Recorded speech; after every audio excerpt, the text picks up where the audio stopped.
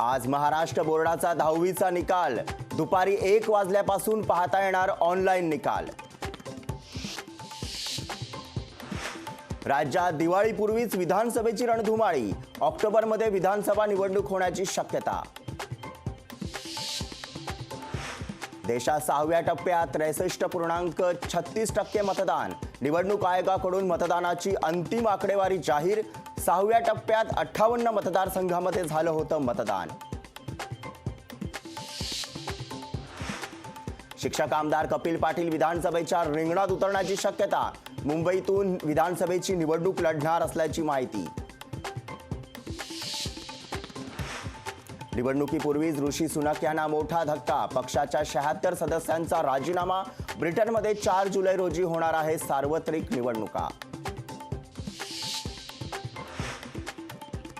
MPSC परीक्षेच्या पद्धती 2025 पासून बदल, परीक्षार्थींच्या आंदोलनाची दखल घेत एमपीएससी बोर्डाचा निर्णय।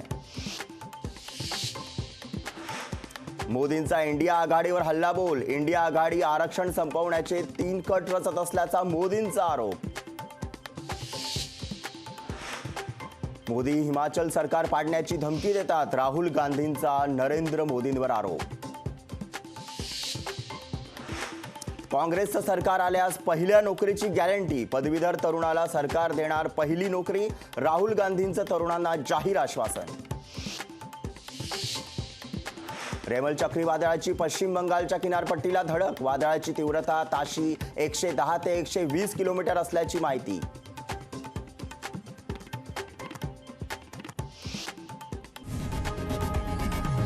लोकशाही मराठी ऐका, पहा, जागरूक रहा।